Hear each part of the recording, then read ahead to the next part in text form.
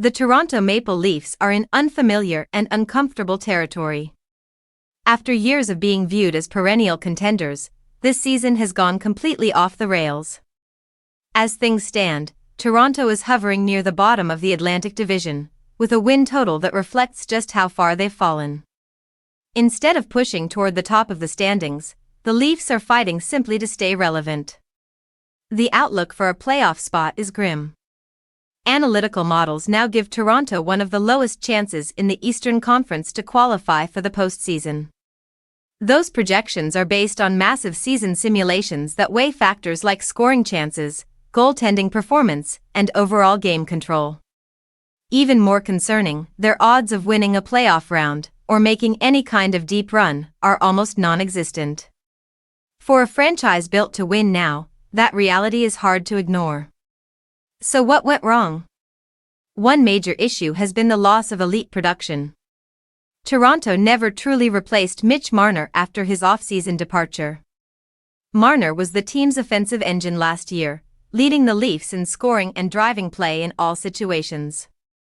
His absence has left a glaring hole that no single player has been able to fill.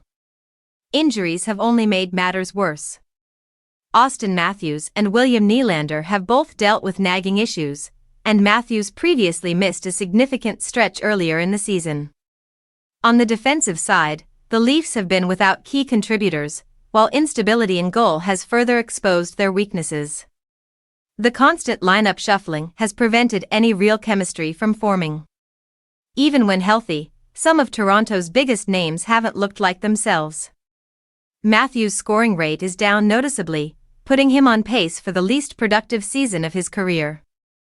On defense, Brandon Carlo has struggled to contribute offensively, raising questions about the long-term value of the assets Toronto gave up to acquire him.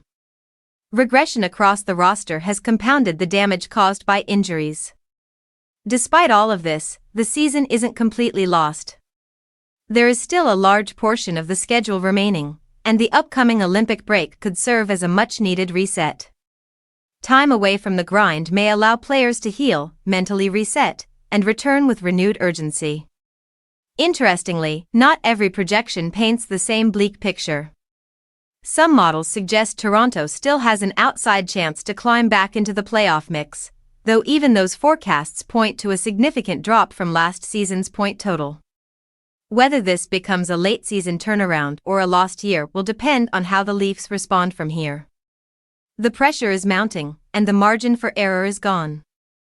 What happens next could define the direction of this franchise for years to come.